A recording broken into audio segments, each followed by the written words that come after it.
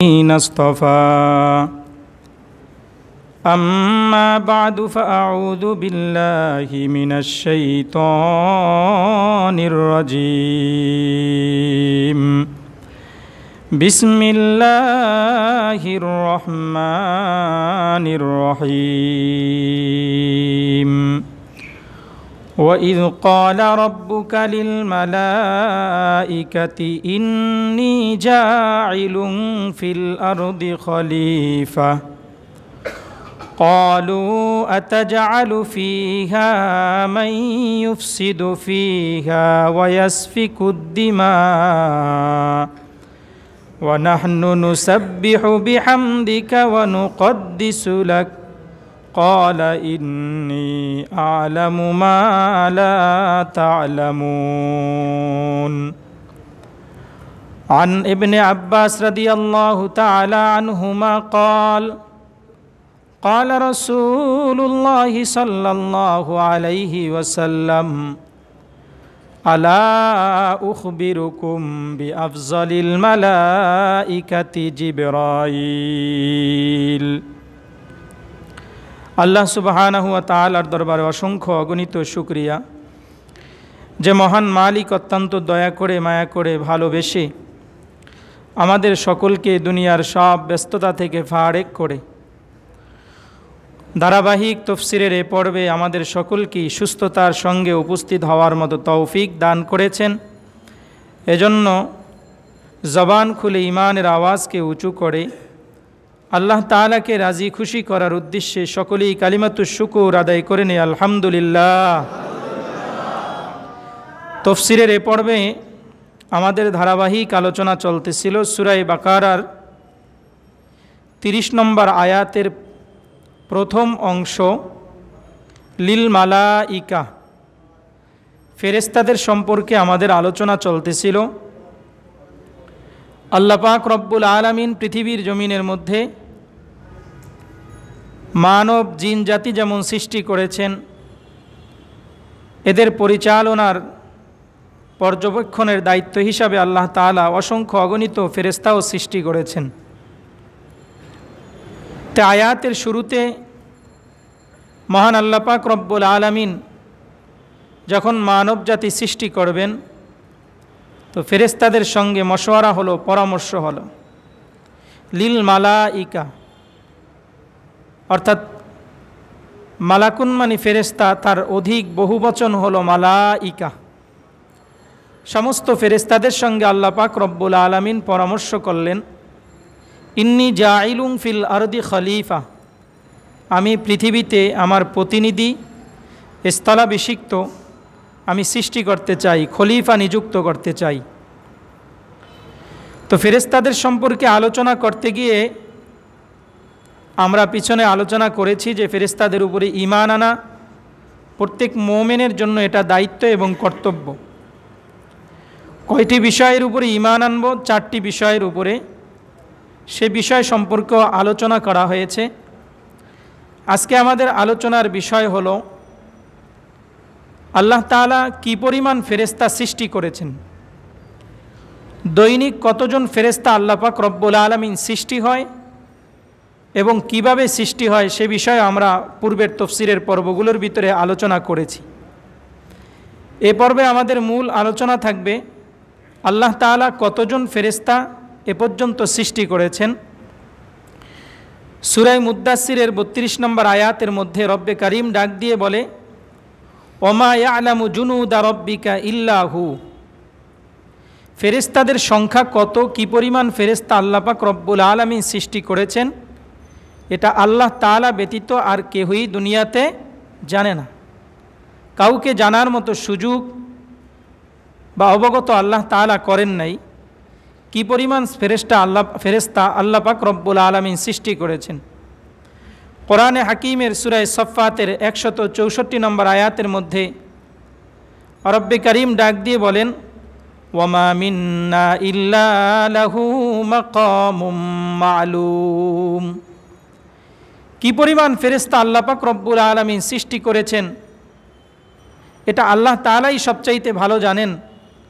এবং ফেরেশতাদেরকে আল্লাহ পাক রব্বুল আলামিন যাদেরকে সৃষ্টি করেছেন তারা নির্ধারিত স্থানে দাঁড়িয়ে দাঁড়িয়ে যে উদ্দেশ্যে তাদেরকে সৃষ্টি করা হয়েছে সেই উদ্দেশ্যে সেই কাজে তারা নিয়োজিত আছেন। হযরতে আবু যর গিফারি রাদিয়াল্লাহু তাআলা আনহু বলেন, নবী আরবি সাল্লাল্লাহু আলাইহি ওয়াসাল্লাম সাহাবা ইকরামের এক মজলিসের ভিতরে বলতে লাগলেন যে আকাশের মধ্যে মানুষের আধিক্যতার কারণে যেমন গুম গুম শব্দ হয়, জালজালা হয়, কম্পন হয়, তেমনিভাবে আকাশের মধ্যে কম্পন সৃষ্টি হয়, আর এটাই স্বাভাবিক। সাহাবা একরাম জিজ্ঞেস করলেন, ইয়া রাসূলুল্লাহ, আকাশের মধ্যে কম্পন সৃষ্টি হবে এটা কেমন কথা?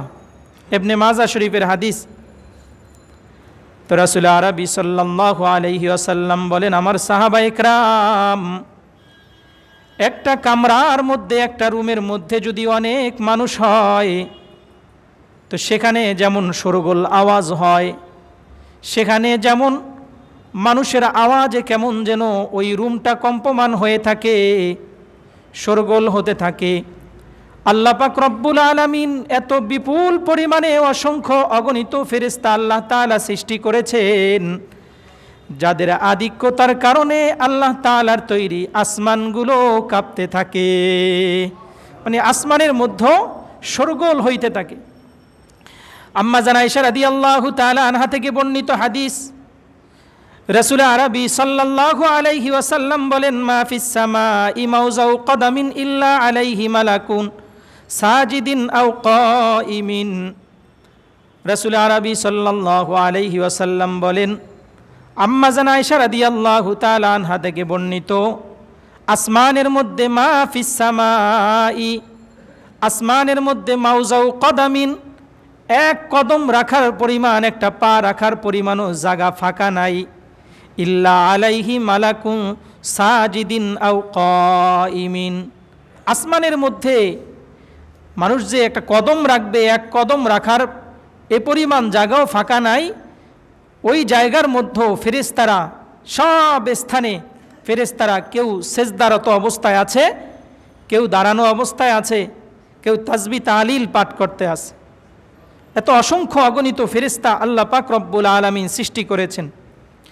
রাসূল আরবি সাল্লাল্লাহু আলাইহি ওয়াসাল্লাম সাহাবা ইকরামদেরকে নিয়ে বয়ান করতেছে বয়ান। হযরতে হাকিম ইবনে হিজাম রাদিয়াল্লাহু তাআলা আনহু থেকে বর্ণিত, হঠাৎ করে এমন মজলিসের মধ্যে আল্লাহর পয়গম্বর বলতেছে, আতাসমাউ ইয়া আসহাবি, ও আমার সাহাবা ইকরাম, তোমরা কি কোনো শব্দ শুনতে পাচ্ছ কি না? সাহাবা ইকরাম জবাব দিল, ইয়া রাসূলুল্লাহ, ইয়া হাবিবাল্লাহ, আমরা তো কোনো শব্দই শুনতে পাই না। আল্লাহর নবী জবাব দেয়, আমাকে আল্লাহ পাক রব্বুল আলামিন যা শোনাচ্ছেন, তোমাদেরকে সেই শোনার মতো ক্ষমতা আল্লাহ তাআলা দেয় নাই। আল্লাহর পয়গম্বর বলতেছে, সাহাবীরা শুনো, একটা কামরার মধ্যে যদি মানুষ কথা বলে, হট্টগোল করে, যেমন শব্দ হয়, প্রথম আসমানের মধ্যে, ওই প্রথম আসমান হতে এমন শব্দ আমি পয়গম্বরের কানের ভিতরে আল্লাহ তাআলা শুনাইতেছে। সাহাবা ইকরাম বলতেছে, ইয়া রাসূলুল্লাহ, ইয়া হাবিবাল্লাহ, আবার কেমন কথা? আল্লাহর পয়গম্বর বলতেছে, সাহাবীরা শুনো, ওই যে প্রথম আসমান রয়েছে, শুধু প্রথম আসমানই নয়, 7 আসমান এবং 7 জমিনের মধ্যে আল্লাহ পাক রব্বুল আলামিন এত বিপুল পরিমাণে ফেরেশতা নিযুক্ত করে রেখেছেন, ওই ফেরেশতারা যে গুনগুন করে আল্লাহ তাআলার তাসবিহগুলো পাঠ করতেছে, ওই তাসবির আওয়াজগুলো আমি পয়গম্বরের কানের মধ্যে আল্লাহ তাআলা পৌঁছে দিতেছে। সুতরাং আমি যা শুনি, আমাকে আল্লাহ তাআলা যা শুনাইতেছে, এটা তোমরা শুনতেছো না।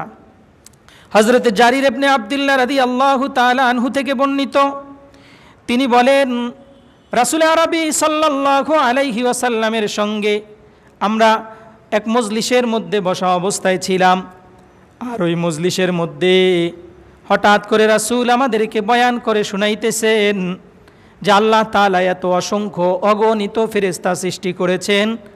অসংখ্য অগণিত ফেরেশতা সৃষ্টি করার পর থেকে নিয়ে কিছু ফেরেশতা এমন রয়েছে যারা আল্লাহ তাআলার ভয়ে ক্রন্দনরত অবস্থায় আছে, কান্না অবস্থায় আছে, আবার কিছু ফেরেশতা এমন রয়েছে যারা আল্লাহ তাআলার ভয়ে তাদের সিনাগুলো থরথর থরথর করে কাঁপতে থাকে। আর শুধু তাই নয়, তাদের চোখ বেয়ে বেয়ে পানি পড়ে। তারা যে আসমানের মধ্যে রয়েছে, ওই আসমানের নিচে দণ্ডায়মান অবস্থায় যে ফেরেশতারা রয়েছে, দাঁড়ানো অবস্থায় যে ফেরেশতারা ইবাদত বন্দি করে, ওই যে উপরের আসমান থেকে আল্লাহর ভয়ে যেই ফেরেশতারা কাঁদে, ওই ফেরেশতাদের চোখের পানিগুলো দণ্ডায়মান অবস্থায় যেই ফেরেশতারা ইবাদত করতেছে তাদের শরীরের ভিতরে, তাদের দেহের ভিতরে আল্লাহ তাআলা পাঠান।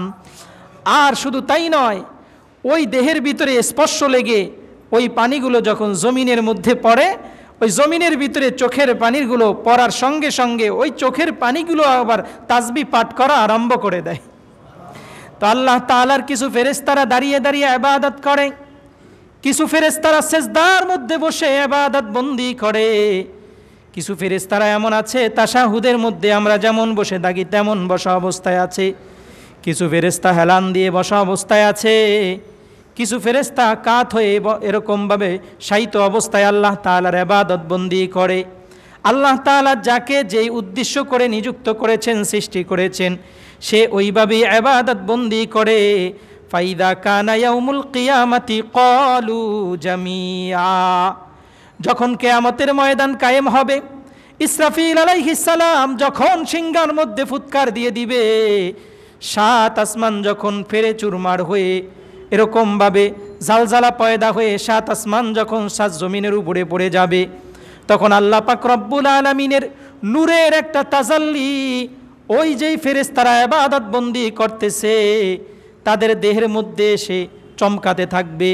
আল্লাহ তাআলার নূরের তাজাল্লিগুলো যারা দাঁড়িয়ে অবস্থায় ইবাদত করে তাদের গায়ের ভিতরে এসে চমকাবে, যারা বসা অবস্থায় ইবাদত করে তাদের শরীরের ভিতরে চমকাবে, আর যারা সেজদা অবস্থায় আছে তারাও আল্লাহ তাআলার নূরের তাজাল্লি দেখতে থাকবে। যখন আল্লাহ তাআলার নূরের তাজাল্লি তাদের সামনে চমকাতে থাকবে, তারা বলতে লাগবে, সুবহানাকা মা আবাদনাকা হাক্কা ইবাদাতিক ইল্লাম নুশরিক বিকা শাইআ। তাবারানী শরীফের হাদিস।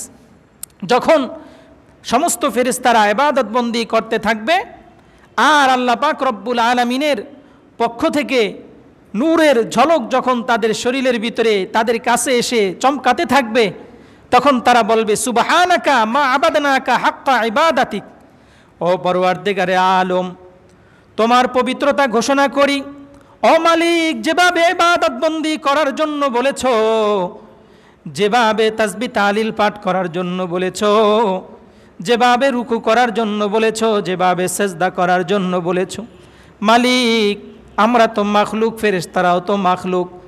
ফেরেশতারা ডাক দিয়ে বলবে, সুবহানাক, তোমার পবিত্রতা ঘোষণা করতেছি, যেভাবে ইবাদত বন্দি করার দরকার ছিল আমরা ফেরেশতা হয়েও সেভাবে ইবাদত বন্দি করতে পারি নাই।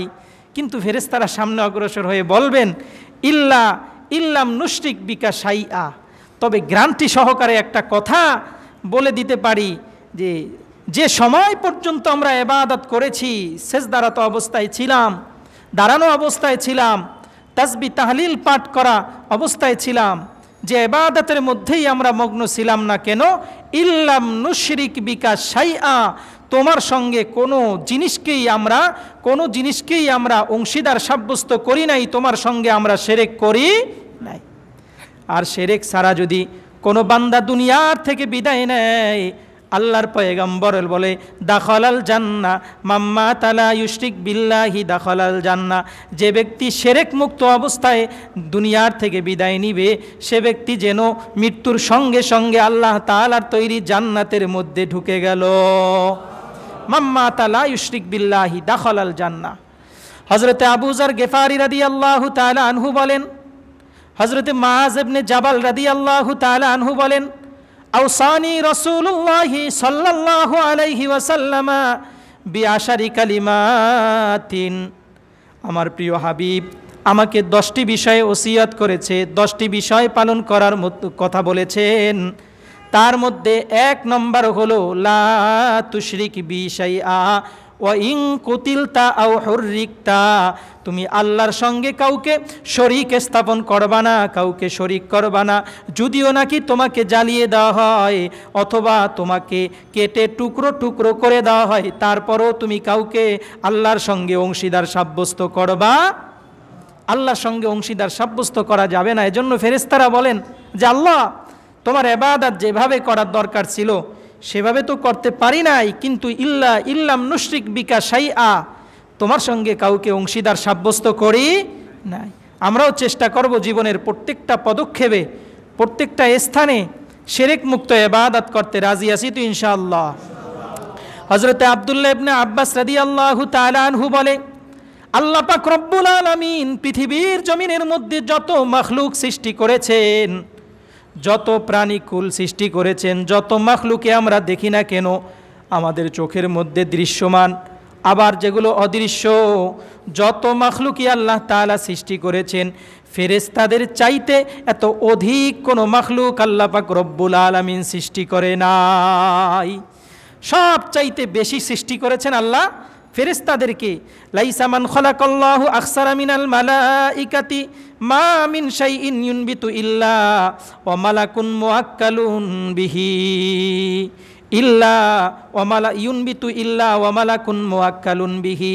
হযরতে আব্দুল্লাহ ইবনে আব্বাস রাদিয়াল্লাহু তাআলা আনহু থেকে বর্ণিত হাদিস, প্রিয় হাবিব সাল্লাল্লাহু আলাইহি ওয়াসাল্লাম বলেন, লাইসা মান খালাকাল্লাহু আকসারা মিনাল মালাইকা, আল্লাহ তাআলা ফেরেশতাদের চাইতে আর কোনো মাখলুক বেশি কি করেন নাই, সৃষ্টি করেন নাই। মা মিন শাইইন ইউনবিতু, এমন কোনো উদ্ভিদ জিনিস নাই যেই উদ্ভিদ জিনিসটা এরকমভাবে উপরের দিকে উঠতে থাকে, আর ইল্লা ওয়া মালাকুন মুআক্কালুন বিহি, এবং তাকে হেফাজত করার জন্য আল্লাহ তাআলা কোনো ফেরেশতা নিযুক্ত করেন নাই। আমরা চোখের মধ্যে যে দেখি একটা লাউ গাছ, এই লাউ গাছ ছোট্ট একটা বিচি, তার বুক চিরে তারপরে তার গাছটা বের হয়ে যায়। তো রাসূল সাল্লাল্লাহু আলাইহি ওয়াসাল্লাম বলেন, ইউনবিতু ইল্লা ওয়া মালাকুন মুআক্কালুন বিহি, এই লাউ গাছটা, এই কদু গাছটাও যখন উপরের দিকে উঠা ধরে তখনও আল্লাহ পাক রব্বুল আলামিন এর হেফাজতের জন্য একজন জিম্মাদার ফেরেশতা নিযুক্ত করে দেয়। আমরা একটা গাছের পাতা দেখতেছি, এই গাছের পাতার পিছনেও আল্লাহ পাক রব্বুল আলামিন ফেরেশতা নিযুক্ত করে রাখছে। আমরা এখানে বসে আছি, আমাদেরকে পরিদর্শন করার জন্য আল্লাহ পাক রব্বুল আলামিন ফেরেশতা নিযুক্ত করে রাখছে। সব সময় আমাদের সঙ্গে দুজন ফেরেশতা আল্লাহ তাআলা নিযুক্ত করে রেখেছেন। দুজন ফেরেশতা আল্লাহ পাক রব্বুল আলামিন দিয়ে দিয়েছেন। একজন ফেরেশতা সব সময় আমাদের সঙ্গে চলে, আর একজন ফেরেশতার জিম্মাদারি থাকে আমাদেরকে হেফাজত করার, আমাদেরকে আকস্মিক কোনো প্রকারের কোনো দুর্ঘটনা থেকে যাতে করে আমরা হেফাজতে থাকি, এজন্য আল্লাহ পাক রব্বুল আলামিন ফেরেশতা আমাদের জন্য নিযুক্ত করে দিয়েছে। তো এই ফেরেশতারা কখন ঠিকমতো ডিউটি পালন করব? যখন আমরা সুন্নত তরিকায় চলব। কোন সময়? সুন্নত তরিকায়। যখন আমরা এরকমভাবে কি করব, বাসে উঠব, যখন আমরা দোয়া পড়ব, রাসূল সাল্লাল্লাহু আলাইহি ওয়াসাল্লাম যে দোয়া আমাদেরকে শিক্ষা দিয়ে দিয়েছেন, আলহামদুলিল্লাহি সুবহানাল্লাযী সাখখারা লানা হাযা ওয়া মা কুন্না লাহু মুকরিনিন, আলহামদুলিল্লাহি সুবহানাল্লাযী সাখখারা লানা হাযা ওয়া মা কুন্না লাহু মুকরিনিন। যখন আমরা বাসে উঠব তো এই দোয়া পড়ে নিব, পড়ার সঙ্গে সঙ্গে ফেরেশতাদের দায়িত্ব হয়ে যাবে যে এই বাসের মধ্যে যত দুর্ঘটনা হোক না কেন, এই দোয়া পাঠকারীকে আল্লাহ পাক রব্বুল আলামিন সমস্ত বড় ধরনের দুর্ঘটনা থেকে এই দোয়ার বিনিময়ে আল্লাহ তাআলা ফেরেশতাদের মাধ্যমে হেফাজত করবেন। সকালবেলা যদি আমরা পড়ে নেই, বিসমিল্লাহিল্লাযী লা ইয়াদুররু মা ইসমিহি শাইউন ফিল আরদি ওয়ালা ফিস সামাই ওয়া হুয়াস সামিউল আলিম। পয়গম্বর আরবি বলে, সকালবেলা যখন কোনো বান্দা এই তাসবিহ, এই দোয়াটা পাঠ করে নিবে, তো সারা দিনের মধ্যে আল্লাহ পাক রব্বুল আলামিন সমস্ত প্রকারের বড় দুর্ঘটনা থেকে আল্লাহ তাআলা তাকে হেফাজতে রাখবেন। আজকে তো আমরা ক্ষেত্র বিশেষ দোয়া করি না, দোয়া আমরা ভুলে গেছি, দোয়া করতেই চাই না। এজন্য জায়গা বিশেষ আমরা কি করব, দোয়া করব। রাজি আছি তো ইনশাআল্লাহ? তো হযরত আব্দুল্লাহ ইবনে আব্বাস রাদিয়াল্লাহু তাআলা আনহু বলে, আল্লাহ পাক রব্বুল আলামিন এত বিপুল পরিমাণে ফেরেশতা সৃষ্টি করেছেন যে এমন কোনো উদ্ভিদ নাই, এমন কোনো ফসলাদি নাই যেই ফসলাদির পিছনে আল্লাহ পাক রব্বুল আলামিন ফেরেশতা নিযুক্ত করে নাই। এক হাদিসের মধ্যে আছে আল্লাহ পাক রব্বুল আলামিন যখন একটা ধানের ছড়া এরকমভাবে বের হয়, তার মধ্যে একটা ধানের পিছনে আল্লাহ পাক রব্বুল আলামিন কোনো রেওয়ায়াতের মধ্যে পাওয়া যায় একজন ফেরেশতা নিযুক্ত করে দেয়, কোনো রেওয়ায়াতের মধ্যে পাওয়া যায় একজন দুইজন নয়। আল্লাহ পাক রব্বুল আলামিন ওই ধানের যেই একটা ছড়া রয়েছে, ছড়ার মধ্যে যে একটা ধান আছে, ওই ধানটা মালিক পর্যন্ত পৌঁছতে এবং এই ধানটা যার জন্য বরাদ্দ হয়েছে চাউল আকারে যার পেটের মধ্যে যাবে, ওই পেটের মধ্যে যাওয়ার আগ পর্যন্ত এই ধানটাকে 70 জন ফেরেশতা আল্লাহ তাআলার পক্ষ থেকে পাহারাদারি দিতে থাকে। 70 জন ফেরেশতা এক একটা ধানের পিছনে পর্যন্ত নিযুক্ত করে দেয়। আবার কোনো রেওয়ায়াতের ভিতরে একজনের কথাও পাওয়া যায়। যাই হোক না কেন, এত বিপুল পরিমাণে আল্লাহ পাক রব্বুল আলামিন ফেরেশতা নিযুক্ত করে দিয়েছে। শুধু তাই নয়, হাকিম ইবনে আতিব রহমাতুল্লাহি আলাইহি থেকে বর্ণিত, তিনি বলেন যে আল্লাহ পাক রব্বুল আলামিন বান্দার জন্য যখন বারিশ নাজিল করেন, বৃষ্টি নাজিল করেন, বৃষ্টির প্রতিটি ফোঁটার সঙ্গে সঙ্গে আল্লাহ তাআলা একজন করে ফেরেশতা নাজিল করেন। এই প্রত্যেকটা ফোঁটার সঙ্গে সঙ্গে আল্লাহ পাক রব্বুল আলামিন একজন করে ফেরেশতা নাজিল করেন। শুধু তাই নয়, এই ফেরেশতাদের জিম্মাদারি হলো যেই বৃষ্টির ফোঁটার সঙ্গে যেই ফেরেশতা নিযুক্ত হয়ে জমিনের মধ্যে পড়বে, আল্লাহ তাআলা এই বৃষ্টির ফোঁটাটা যেই মালিকের জন্য যার জন্য নিযুক্ত করে দিয়েছেন, ওই মালিকের খেতে পর্যন্ত গড়িয়ে যাওয়া পর্যন্ত এই ফেরেশতার জিম্মাদারি থাকে এই বৃষ্টির ফোঁটার সঙ্গে সে সব সময় থাকতে থাকে।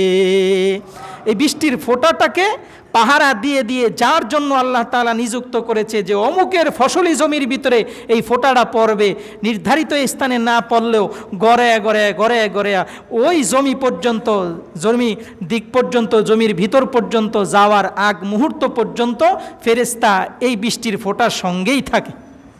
আল্লাহ তাআলা এত বিপুল পরিমাণে ফেরেশতা সৃষ্টি করেছে সব এই মাখলুকের হেফাজতের জন্য। আর মাখলুককে আল্লাহ তাআলা সৃষ্টি করেছেন আল্লাহ তাআলার ইবাদত বন্দি করার জন্য। সম্মানিত হাজিরিন, এই অসংখ্য অগণিত ফেরেশতাদের মধ্য থেকে আল্লাহ পাক রব্বুল আলামিন সব চাইতে সম্মানিত করে এবং সবার পূর্বে সবার আগে সৃষ্টি করেছেন হযরতে জিবরাইল আলাইহিস সালাতু আসসালামকে। হাদিসে পাকের মধ্যে রয়েছে, কিছু হাদিসের মধ্যে পাওয়া যায়, আউয়ালু মা খালাকাল্লাহুল কলম, আল্লাহ পাক রব্বুল আলামিন সর্বপ্রথম তার লৌহে মাহফুজের ভিতরে আল্লাহ পাক রব্বুল আলামিন যে তকদির লিপিবদ্ধ করবেন, এই তকদির লিপিবদ্ধকরণের যে কলম রয়েছে, এই কলমকে আল্লাহ পাক রব্বুল আলামিন সর্বপ্রথম সৃষ্টি করেছেন। আবার কোনো হাদিসের মধ্যে পাওয়া যায় রাসূল আরবি সাল্লাল্লাহু আলাইহি ওয়াসাল্লামের যেই নূর আছে, আউয়ালু মা খালাকাল্লাহু বিনূরি, সর্বপ্রথম আল্লাহ পাক রব্বুল আলামিন রাসূল সাল্লাল্লাহু আলাইহি ওয়াসাল্লামের নূরকে সৃষ্টি করেছেন। এই হাদিসের মাধ্যমে অনেকে আবার প্রমাণ করতে চায় যে আমাদের পয়গাম্বর নূরের তৈরি, জাতগতভাবে নূরের তৈরি। আসলে রাসূল জাতগতভাবে নূরের তৈরি নয়। রাসূল সাল্লাল্লাহু আলাইহি ওয়াসাল্লামকে আল্লাহ তাআলা আমাদের মতো রক্ত মাংসের মানুষ হিসাবেই সৃষ্টি করেছেন, রক্ত মাংসের মানুষ হিসাবে আল্লাহ তাআলা সৃষ্টি করেছেন। এর অনেক প্রমাণ আছে। যেমন আমরা ওহুদের যুদ্ধের কথা জানি যে রাসূল সাল্লাল্লাহু আলাইহি ওয়াসাল্লামের উপরে যখন বল্লম মারা হয়েছে, তীর নিক্ষেপ করা হয়েছিল, রাসূল সাল্লাল্লাহু আলাইহি ওয়াসাল্লামের উপরে তীর হেফাজতের জন্য যে এটাকে কি বলে হেলমেট ছিল, এই হেলমেট ভেঙে তারপরে তার মাথার ভিতরে আঘাত লাগছে এবং দুটো দাঁত মোবারক পড়ে গেছে, রক্ত জর্জর করে পড়েছে। এবং তায়েফের ময়দানে রাসূল সাল্লাল্লাহু আলাইহি ওয়াসাল্লামকে পাথরের আঘাত করতে করতে এমন অবস্থা হয়েছে তার শরীর থেকে রক্ত ঝরতে পায়ের ভিতরে যেই জোতা মোবারক ছিল, এই জোতা মোবারকও রক্তের সাথে একাত্রিত হয়ে গেছে। হাদিসগুলো তো আমরা সবাই জানি। এই হাদিসগুলোর মাধ্যমে বোঝা যায় যে রাসূল সাল্লাল্লাহু আলাইহি ওয়াসাল্লাম আমাদের মতো রক্তে মাংসের মানুষই ছিল। আরও স্পষ্টভাবে আমরা যদি দেখি কোরআনে হাকিমের একাধিক আয়াত এমন রয়েছে যে আয়াতগুলোর মধ্যে আল্লাহ পাক রব্বুল আলামিন স্পষ্ট আকারে উল্লেখ করে দেন, কুল ইন্নামা আনা বাশারুম মিথলুকুম ইউহা ইলাইয়া আন্নামা ইলাহুকুম ইলাহু ওয়াহিদ। আল্লাহ পাক রব্বুল আলামিন পয়গম্বরকে আদেশ করতেছে, ও পয়গম্বর আপনি দুনিয়ার সব মানুষদেরকে জানিয়ে দেন, আপনার সব উম্মতদেরকে জানিয়ে দেন, আমার বান্দাদেরকে জানিয়ে দেন, ইন্নামা আনা বাশারুম মিথলুকুম। নবীকে বলতেছেন, হে নবী আপনি দুনিয়ার সব মানুষদেরকে বলে দেন যে ইন্নামা আনা বাশারুম মিথলুকুম, আমি তোমাদের মতোই মানুষ, আমি তোমাদের মতোই মানুষ। বাশারুন শব্দের অর্থ হলো মানুষ।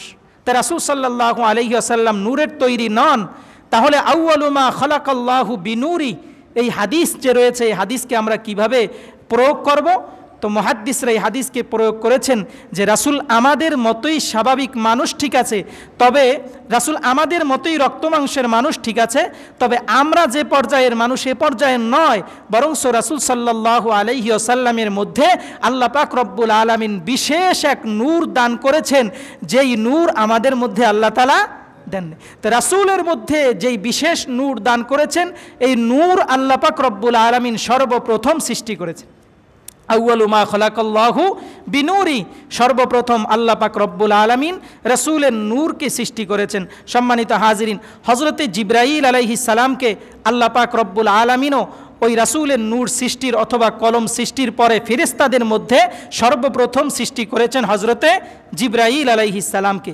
জিবরাইল আলাইহিস সালামের মূল নাম হলো আব্দুল্লাহ। কোরআনে হাকিমে এছাড়াও আরও বিভিন্ন নামের মাধ্যমে আকার ইঙ্গিতে গুণবাচক নাম তার বলা হয়েছে। কোনো কোনো জায়গায় রুহুল কুদুস তাকে বলা হয়েছে, জি কুয়াও বলা হয়েছে, মাতিনও বলা হয়েছে।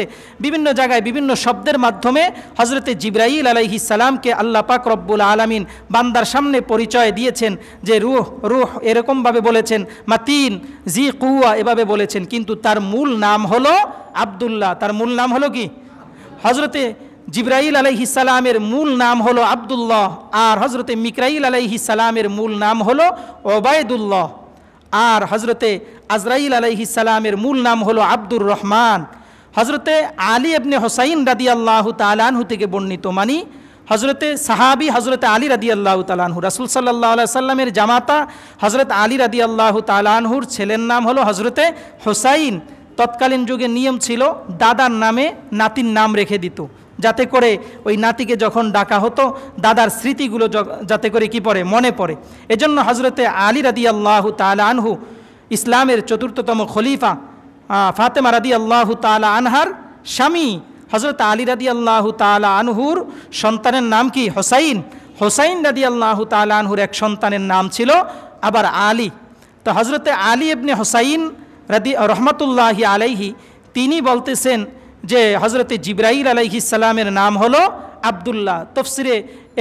তফসিরে তাবারির মধ্যে উল্লেখ করা হয়, হযরত ইবনে আব্বাস রাদিয়াল্লাহু তাআলা আনহুর থেকেও একটি হাদিস পাওয়া যায়, তিনিও বলতেছেন যে হযরতে জিবরাইল আলাইহিস সালামের নাম হলো আব্দুল্লাহ, আর মিকাইল আলাইহিস সালামের নাম হলো কি? ওবায়দুল্লাহ। আর তিনি সামনে অগ্রসর হয়ে বলতেছেন, যেই নামের শেষে ইল শব্দ ব্যবহার থাকবে, যেই নামের শব্দে শেষে ইল শব্দ ব্যবহার থাকবে, ওই নামগুলোর অর্থ আল্লাহ তাআলার বান্দা, এই অর্থেই প্রয়োগ করতে হবে। তো এই দুটি হাদিসের মাধ্যমে আমাদের সামনে স্পষ্ট হয়ে গেল যে হযরতে জিবরাইল আলাইহিস সালামের মূল নাম হলো আব্দুল্লাহ। বলেন না, কি নাম? আব্দুল্লাহ। হযরতে জিবরাইল আলাইহিস সালামের মূল নাম হলো আব্দুল্লাহ। হযরতে জিবরাইল আলাইহিস সালামকে আল্লাহ তাআলা কিসের মাধ্যমে সৃষ্টি করেছেন? আমরা পূর্বে কিছু হাদিসের মাধ্যমে জানলাম যে আল্লাহ পাক রব্বুল আলামিন ফেরেশতাদেরকে নূরের মাধ্যমে সৃষ্টি করেছেন, কিন্তু জিবরাইল আলাইহিস সালাম সম্পর্কে বিশেষ কিছু হাদিস পাওয়া যায়, যে হাদিসের মধ্যে জিবরাইল আলাইহিস সালামকে ও নূরের সঙ্গে সঙ্গে আরও কিছু পদার্থ তার সৃষ্টির ক্ষেত্রে ব্যবহার হয়েছে। যেরকম বাইহাকি শরীফের ভিতরে রাওয়ায়াত রয়েছে যা আল্লাহ পাক রব্বুল আলামিন জিবরাইল আলাইহিস সালামের কিছু অংশ কাফুরের মাধ্যমে সৃষ্টি করেছেন, কিছু অংশ আল্লাহ পাক রব্বুল আলামিন জবরজাদের মাধ্যমে সৃষ্টি করেছেন, কিছু অংশ আল্লাহ পাক রব্বুল আলামিন মেশক আম্বারের মাধ্যমে সৃষ্টি করেছেন। কিছু অংশ আল্লাহ পাক রব্বুল আলামিন ইয়াকুতের মাধ্যমে সৃষ্টি করেছেন। এই বিভিন্ন প্রকারের দামি দামি মণিমুক্তার মাধ্যমে আল্লাহ পাক রব্বুল আলামিন হযরতে জিবরাইল আলাইহিস সালামকে আল্লাহ পাক রব্বুল আলামিন শ্রেষ্ঠ ফেরেশতা হিসাবে সৃষ্টি করেছেন। বিভিন্ন প্রকারের দামি দামি ইয়াকুত, তাও দামি, কাফুর, এটাও দামি জিনিস, মেশকো আম্বার, তাও দামি জিনিস। মেশকো আম্বার তো এখন পাওয়াই যায় না, সামান্য একটু মেশকো আম্বার দিয়া কত ড্রাম ড্রাম এরকমভাবে কি করা হয়, আতর বানানো হয়। সেই আতর আমরা তো এখন কি করি, ব্যবহার করি। আর এখন তো 10 টাকার মাধ্যমেও 3টা জিনিস পাওয়া যায়। আগে দেখতাম গ্রাম অঞ্চলের মধ্যে আতর তো ভালো, এখন পাওয়াই যায় না। 3 জিনিস 10 টাকা দিয়ে বিক্রি হয়, একটা আতরের শিশি, একটা টুপি, আবার একটা তসবি। এই আতর তো সেই আতরে 10 টাকা দিয়ে আর কি পাওয়া যায়, বুঝেন না? ভালো আতর কিনতে গেলে অনেক দামি আতর। আজকে আমরা এরকম কিছু আতর ব্যবহার করি যেই আতরগুলো ব্যবহার করলে ঘ্রাণের চাইতে আরও দুর্গন্ধ শরীরের থেকে বেশি আসে। রাসূল সাল্লাল্লাহু আলাইহি ওয়াসাল্লাম বলে 3টা জিনিস হলো পয়গম্বরের সুন্নত এবং আমি রাসূলেরও 3 জিনিস সুন্নত।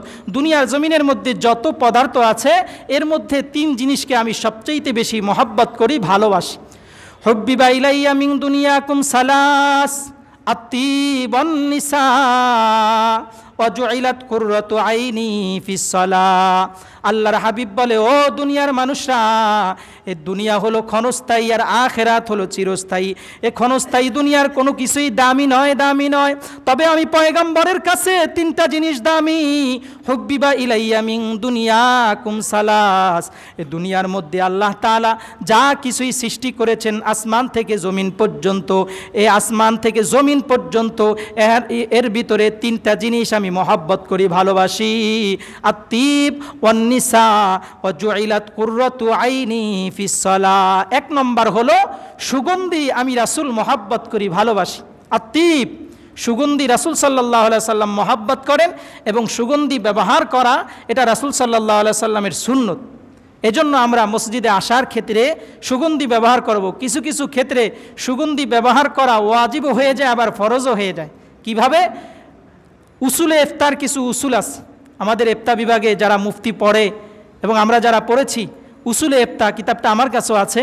তো উসুলে ইফতার ভিতরে নিয়ম আছে যে মুকাদ্দামাতুল ফরজি ফারিজুন ও মুকাদ্দামাতুল ওয়াজিবি ওয়াজিবুন। যেমন আপনি যখন নামাজ পড়ার জন্য আসবেন, তো নামাজ পড়ার জন্য পূর্ব শর্ত হলো আপনার পরিষ্কার পরিচ্ছন্নতা অর্জন করা। দেহের ভিতরে যদি কোনো নাপাকি থাকে, এই নাপাকিগুলো দূর করা। তা নামাজ যেমন ফরজ, নামাজের পূর্বে যে ভূমিকাগুলো আছে, যেই ভূমিকাগুলো পালন করতে হয়, এগুলো তেমন কি হয়ে যাবে, ফরজ হয়ে যাবে। যেই কাজগুলো ওয়াজিব, এই কাজগুলো সহি হওয়ার জন্য, আল্লাহর কাছে গ্রহণযোগ্য হওয়ার জন্য তার পূর্বে যে বিষয়গুলো অনিবার্য, সেই বিষয়গুলো পালন করাও কি হবে, ওয়াজিব হয়ে যাবে। মুসলমানদেরকে কষ্ট দেওয়া হলো হারাম। ইজা মুসলিম হারাম আস্ত। মুসলমানদেরকে কষ্ট দেওয়া, বলেন না, মুসলমানদেরকে কষ্ট দেওয়া আমার কাজের মাধ্যমে হোক, কথার মাধ্যমে হোক, চাহনির মাধ্যমে হোক, আচরণের মাধ্যমে হোক, মুসলমানদেরকে কষ্ট দেওয়া কি? আমরা তো আবার কিছু আছি এখন অনিচ্ছাকৃত কষ্ট পাওয়া যায়। মুসলমান মোমেনদের জন্য কর্তব্য হলো, মাসালা হলো, আমি এক মুসলমানের কাছ থেকে স্বাভাবিকভাবে, সে আমাকে কষ্ট দিতে চায় নাই কিন্তু আমার মনে কষ্ট লেগে গেছে, এরকম যদি হয় তাহলে তার সাথে গিয়ে এটা বলে যে ভাই আপনার এই আচরণটা আমার কাছে খারাপ লাগছে। তো সেই যাকে আপনি বলবেন সে যদি ভালো মুহাক্কিক হয়, সে যদি ভালো আমলদার হয়, সাথে সাথে বলবে যে আপনি আমাকে মাফ করে দিয়েন। এটাই হলো মোমেনের আচরণ। আজকে আমাদের সমস্যা কি, আমরা একজন ব্যক্তি একজনকে কষ্ট দিতে চায় নাই, কিংবা সে একভাবে বলছে, আমি সেভাবে না বুঝে অন্যভাবে বুঝে আমি সেটাকে বাড়ায়া আবার তার উপরে একটা রাগান্বিত ভাব নিয়ে আমি চলাফেরা করি। এরকম আমাদের আচরণ, আদাওয়াতি তার সঙ্গে আমাদের দেখা যায়। আর এটা আস্তে আস্তে করে হতে হতে এমন হয় যে বিশাল পর্যায়ে হয়ে যায়। মোমেনের আচরণগুলো এমন না হওয়া চাই। যদি কথার মাধ্যমে কষ্ট কেউ আমার এরকমভাবে বেখেয়ালে হয়েও যায়, তার সঙ্গে গিয়ে কি করতে হবে, সুরাহা করতে হবে। এজন্য মুসলমানদেরকে কষ্ট দেওয়া হারাম। যে কথা বলতেছিলাম, আমাদের শরীর থেকে গরমের সময় হোক অথবা ঠান্ডার সময় হোক ঘামের দুর্গন্ধ আসে কি আসে না? আমি যখন মসজিদের মধ্যে আসব, মসজিদে আসার পর আমার ঘামের কারণে আরেকজন মুসলমান পাশে নামাজের মধ্যে দাঁড়াবে, তো ঘামের দুর্গন্ধে সে সেজদা দিতে যায়ও সে ভালোভাবে একাগ্রতা নামাজের মধ্যে আসবে না। এই যে কষ্টটা আমি তাকে দিলাম, এটা শরীয়তে হারাম লিখেছে। এটা শরীয়তে কি লেগেছে? এরকম যদি আমার শরীর থেকে দুর্গন্ধ আসে, ওই ক্ষেত্রে আমার সুগন্ধি ব্যবহার করা আমার জন্য ওয়াজিব হয়ে যাবে। মাসালা বুঝছেন তো? আর যদি আমার শরীর থেকে কোনো দুর্গন্ধ আসে না, স্বাভাবিকভাবে আমি চলাচল করি, স্বাভাবিকভাবে আমি চলাফেরা করি, তখন সেটা সুন্নত পর্যায়ে থাকবে, সেই সুগন্ধি ব্যবহার করা রাসূলের সুন্নত থাকবে। কিন্তু যদি আমার শরীর থেকে দুর্গন্ধ আছে, তখন সেক্ষেত্রে আমার সুগন্ধি ব্যবহার করা ওয়াজিব হয়ে যাবে। আমার মেসওয়াক করা এটা হলো সুন্নত, কিন্তু আমি এমন একটা কাজে যাব কিংবা এমন একজন লোকের সঙ্গে সাক্ষাৎ করব, সেখানে কথা বলতে গেলে আমার মুখ থেকে দুর্গন্ধ বের হবে, অথবা আমি যখন মসজিদের মধ্যে আসব তখন আমার মুখ থেকে দুর্গন্ধ বের হবে। আমি যখন সুবহানা রব্বিয়াল আলা, সুবহানা রব্বিয়াল আযীম এটা যখন বলবো, তখনই আমার থেকে যখন নিঃশ্বাস বের হবে আরেকটা মুসলমানের কষ্ট হবে। এক্ষেত্রে ইসলাম বলে, শরীয়তের মাসালা হলো, এক্ষেত্রে আপনার জন্য মেসওয়াক করা ওয়াজিব হয়ে যাবে। কারণ মুসলমান আপনার কারণে কষ্ট পাইতেছে, মুসলমানকে কষ্ট দেওয়া যাবে। রাসূল আরবি সাল্লাল্লাহু আলাইহি ওয়াসাল্লাম বলেন, হুব্বিবা ইলাইয়া মিন দুনিয়াকুম সালাস, দুনিয়ার জমিনের মধ্যে তিনটা জিনিস আমার কাছে অনেক পছন্দের। এক নম্বর হলো আত্তিব, সুগন্ধি আমার কাছে পছন্দের। এজন্য পয়গম্বর আরবি কোনো মজলিসে যাইতে সেই জায়গায় সুগন্ধি ব্যবহার করতেন, আতর ব্যবহার করতেন। রাসূল আরবি এত পরিমাণে আতর ব্যবহার করতেন, আম্মাজান আয়েশা রাদিয়াল্লাহু তাআলা আনহা বলে, গরমের কারণে রাসূল সাল্লাল্লাহু আলাইহি ওয়াসাল্লাম যখন আমার ঘরের ভিতরে, কামরার ভিতরে এসে বিশ্রাম নিত, রাসূল সাল্লাল্লাহু আলাইহি ওয়াসাল্লামের গরমের কারণে শরীর থেকে টপ টপ করে ঘাম নিচে ঝরতো, আর আমি আয়েশা শিশিরের ভিতরে এই ঘামগুলোকে জমা করে রাখতাম। মদিনার মহিলারা যখন আমার কাছে আতর চাইতো, আমি তাদেরকে এই ঘামগুলো আতর হিসাবে ব্যবহার করার জন্য দিতাম। মদিনার মহিলারা এই ঘামগুলো ব্যবহার করে আমাকে এসে বলতো, আয়েশা, এত সুন্দর ঘ্রাণযুক্ত আতর ইতিপূর্বে মদিনার মধ্যে আমরা আর কখনো দেখি নাই। রাসূলের শরীর থেকে এত সুন্দর সুগন্ধি বের হইতো। এজন্য রাসূল জুমার নামাজে যাওয়ার ক্ষেত্রেও আতর ব্যবহার করতেন, আতর লাগাইতেন। মসজিদে যাওয়ার ক্ষেত্রে, কোনো মজলিসে যাওয়ার ক্ষেত্রে এবং ঈদের নামাজে এই সময়গুলোতে রাসূল সাল্লাল্লাহু আলাইহি সাল্লাম আতর ব্যবহার করতেন। আমরাও ব্যবহার করব, রাজি আছি তো ইনশাআল্লাহ? হুব্বিবা ইলাইয়া মিন দুনিয়াকুম সালাস, আত্তিবান নিসা। দুই নম্বরে আল্লাহর পয়গম্বরের কাছে মহব্বতের জিনিস হলো, ভালোবাসার জিনিস হলো, রাসূল যেটাকে মহব্বত করতেন তা হলো মহিলাদেরকে রাসূল মহব্বত করতেন। যুবক ভাই যারা আছে এরা মনে মনে কয়, হুজুর আমরাও তো মহিলাদেরকে মহব্বত করি, আমরাও তো মেসেঞ্জারের ভিতরে টিপ করি, আমরাও তো ইমোর ভিতরে ইমো ব্যবহার করি, রাত 12টা বাজে আমরাও তো বিভিন্ন জায়গায় বিভিন্ন মহিলাদের খোঁজ খবর নেই। এরকম আছে না নাই? যুগের ভিতরে বর্তমানে চলে কি চলে না? ওরে খোদা রে খোদা, রাসূল সাল্লাল্লাহু আলাইহি সাল্লাম মহিলাদেরকে অবৈধভাবে মহব্বত করেন নাই, বরং মা হিসাবে, কন্যা হিসাবে, মেয়ে হিসাবে, স্ত্রী হিসাবে রাসূল সাল্লাল্লাহু আলাইহি সাল্লাম মহিলাদেরকে মহব্বত করেছেন। এবং ইসলাম, রাসূল সাল্লাল্লাহু আলাইহি ওয়াসাল্লাম মহিলাদেরকে যে পরিমাণ সম্মান করেছে, অন্য কোনো ধর্মের ভিতরে এ পরিমাণ সম্মান করা হয় নাই। সাহাবা ইকরাম বলেন, রাসূল সাল্লাল্লাহু আলাইহি সাল্লাম একবার গনিমতের মাল বন্টন করতেছিলেন, হঠাৎ করে জীর্ণ শীর্ণ একজন মহিলা সামনে এসে উপস্থিত হলো। আল্লাহর পয়গম্বর তার নিজের গায়ের চাদর মোবারক খুলে তাকে বসার জন্য সুযোগ করে দিল। আমরা সকলেই আশ্চর্যান্বিত হয়ে গেলাম যে মহিলা যাকে দেখতে ভালো দেখা যায় না, গরিব প্রকৃতির মনে হয়, তাকে রাসূল চাদর খুলে দিলেন, এটা কে হবে? যখন তিনি গেলেন, সম্মান করে তাকে যখন বিদায় দেওয়া হলো, তখন রাসূল সাল্লাল্লাহু আলাইহি ওয়াসাল্লামের কাছে সাহাবা ইকরাম প্রশ্ন করলেন, ইয়া রাসূলুল্লাহ, ইনি কে যাকে এত সম্মান আপনি দেখিয়েছেন? তা রাসূল সাল্লাল্লাহু আলাইহি সাল্লাম বললেন যে এর দুধ পান করেই আমি বড় হয়েছি, ইনি হলো হালিমাতুস সাদিয়া রাদিয়াল্লাহু তাআলা আনহা। এত পরিমাণ সম্মান করেছেন। মক্কা থেকে রাসূল যখন মদিনায় গেছেন, সাহাবা ইকরামের মাধ্যমে রাসূল সাল্লাল্লাহু আলাইহি সাল্লাম মদিনা থেকে উপহার উপঢৌকন তার জন্য পাঠিয়ে দিতেন।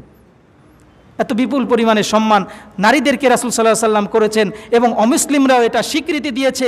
নবী আরবি আসার পরে, ইসলাম ধর্ম প্রচার প্রসার হওয়ার পরে মহিলাদের যে পরিমাণ ইজ্জত বেড়েছে, এ পরিমাণ ইজ্জত অন্য কোনো ধর্মের ভিতরে দেওয়া হয়। একজন মহিলা ইচ্ছা করলে সে কবরস্থানের পাশে দাঁড়িয়ে তার মা বাবার জন্য দোয়া করতে পারবে কি পারবে না? আওয়াজ দেন জোরে, পারবে কি পারবে না? কোনো সমস্যা নাই, পারবে, পর্দা পুশিদা মোতাবেক পারবে। ইচ্ছা করলে সে দোয়া করবে, কোনো সমস্যা নাই। কিন্তু ইহুদি ধর্মের দিকে তাকাই, তাদের জন্য নির্ধারিত ইহুদি ধর্মের ভিতরে তাদের যেখানে কবরস্থ করা হবে সেখানে দেওয়ার কোনো অনুমতি নেই। আবার আমাদের জমানার ভিতরে মহিলারাও যেমন দান সদকা মা বাবার জন্য করতে পারবে, পুরুষরাও তেমনিভাবে করতে পারবে। এমনকি রাসূল সাল্লাল্লাহু আলাইহি সাল্লাম মহিলাদেরকে দান সদকা করার জন্য উৎসাহ করেছেন। তা সদকা, হে মহিলার দলেরা, তোমরা অধিক পরিমাণে সদকা করো। রাসূল সাল্লাল্লাহু আলাইহি সাল্লাম অধিক পরিমাণে সদকা করার জন্য আদেশ করেছেন, নারীরা অধিক পরিমাণে সদকা করেছেন। তো মহিলারা ইসলাম ধর্মে সদকা করতে পারবে, সব কিছু করতে পারবে। হিন্দু ধর্মের দিকে আমরা তাকাই, হিন্দু ধর্মের ভিতরে তারা মা বাবার যে রুহের মাগফিরাত আমরা বলি, এই রুহের মাগফিরাতের জন্য, শান্তি কামনার জন্য তাদের কোনো ইবাদত নাই, তাদের কোনো এরকমভাবে কি নাই, কোনো ইবাদত বন্দি করলে এটা গ্রহণযোগ্য হবে না। প্রাচীন হিন্দুগুলো এমন ছিল যে যখন বিবাহিত একজন মহিলা যদি সে যুবতী হয়, তার বাচ্চা কাচ্চা যদি না হয়, তাহলে স্বামী যদি মৃত্যুবরণ করত, তার সঙ্গেই তাকে সতীদার ভিতরে পাঠিয়ে দেওয়া হতো, তার সঙ্গেই তাকে পুড়ে ছাই করে এবং জ্যান্ত তার সঙ্গেই তাকে এরকমভাবে কবরের ভিতরে দেওয়া হতো। পরবর্তীতে সংস্কার করা হয়েছে, যদিও নাকি এখন পরিবর্তন হয়ে গেছে, কিন্তু ইসলাম কোনোদিনও এটা করে নাই। আরও ওই প্রাচীন যুগে জাহিলিয়াতের যুগের ভিতরে কন্যা সন্তানকে যখন মাটির ভিতরে জ্যান্ত পুঁতে রাখত, ইসলাম বলে যে না, মহিলারা হলো তোমাদের জন্য জান্নাত, মহিলাদের মায়ের পায়ের তলে হলো তোমাদের জন্য জান্নাত। দুটো কন্যা সন্তান যদি তুমি লালন পালন করো তাহলে আবার তোমার জন্য জান্নাত। তোমার স্ত্রীকে যদি তুমি সম্মান করো, মৃত্যুর পরে যদি তোমার স্ত্রী সার্টিফিকেট দেয় যে আমার স্বামী চরিত্রবান ছিল, এই সার্টিফিকেট তোমার নাজাতের জন্য যথেষ্ট হয়ে যাবে। তাহলে মা হিসাবেও ইসলাম সম্মান দিয়েছে, কন্যা হিসাবেও ইসলাম সম্মান দিয়েছে, স্ত্রী হিসাবেও ইসলাম সম্মান দিয়েছে, কিন্তু প্রেমিকা হিসাবে ইসলাম সম্মান অন্য ধর্মের ভিতরে দিতে পারে, কিন্তু ইসলাম ধর্মের ভিতরে অবৈধ প্রেম প্রীতির কোনো স্থান আছে? জলে বলেন আছেন? রাসূল সাল্লাল্লাহু আলাইহি সাল্লাম যে তিনটা জিনিস মহব্বত করতেন, এক নম্বর হলো কি? খুশবু ব্যবহার করা। 2 নম্বর হলো নারীদেরকে রাসূল মহব্বত করতেন কোন হিসাবে? মা হিসাবে, কন্যা হিসাবে, নারী হিসাবে অথবা মেয়ে হিসাবে রাসূল কি করতেন? মহব্বত করতেন। আত্তিবন নিসা ওয়া জুইলাত কুররাতু আইনি ফিস সালাহ। রাসূলের আরেকটা মহব্বতের জিনিস ছিল, আল্লাহর পয়গম্বর বলে, আমি যখন নামাজের মধ্যে দাঁড়াই তখন এই নামাজের মধ্যে দাঁড়ানোটা আমার জন্য চক্ষু শীতল হয়ে যায়। এটা হলো আমার কাছে পৃথিবীর জমিনের মধ্যে সবচাইতে বড় পছন্দের। নামাজের মধ্যে দাঁড়ানো। এই জন্য আম্মাজান আয়েশা রাদিয়াল্লাহু তাআলা আনহা বলে, পয়গম্বরে আরবি হঠাৎ করে আমার পাশে শোয়া ছিল, আমি তাকে দেখতে পাইলাম না, হঠাৎ করে দেখতেছি দাঁড়িয়ে দাঁড়িয়ে সে ইবাদত বন্দি করতেছে, নামাজ আদায় করতেছে। আমি তাকে বললাম যে ইয়া রাসূলুল্লাহ, আপনাকে তো আল্লাহ পাক রব্বুল আলামিন ঘোষণা করেছে মা তাকদ্দামা লিযামবিহি ওয়া মা তাআখার, আপনার পূর্বের এবং পরের সব গুনাহগুলো আল্লাহ তাআলা মাফ করে দিয়েছে, তারপরও আপনি দাঁড়িয়ে দাঁড়িয়ে ইবাদত করেন, কারণটা কি? রাসূল সাল্লাল্লাহু আলাইহি সাল্লাম জবাব দেয়, আফালা আকুনা আবদান শাকুরা, আমি কি আল্লাহর শুকর গুজার বান্দাদের অন্তর্ভুক্ত হব না? আমি আল্লাহ শুকরিয়া আদায়ের জন্য ইবাদত বন্দেগী করতেছি। এজন্য 3টা জিনিস রাসূলের কাছে পছন্দের। সম্মানিত হাজিরিন, হযরতে জিবরাইল আলাইহিস সালামকে আল্লাহ পাক রব্বুল আলামিন দামি দামি দামি দামি পদার্থের মাধ্যমে, দামি দামি জিনিস দিয়ে আল্লাহ পাক রব্বুল আলামিন সৃষ্টি করেছে। জিবরাইল আলাইহিস সালাম সম্পর্কে আরও তাত্ত্বিক আলোচনা ইনশাআল্লাহ আগামী সপ্তাহে করা হবে। আগামী তাফসীরের পর্ব আল্লাহ তাআলা আমাদের সকলকে সুস্থতার সঙ্গে উপস্থিত হওয়ার মতো তৌফিক দান করুক, আমিন। সকলে আমরা সূরা ফাতিহা একবার, সূরা ইখলাস 3 বার পাঠ করি।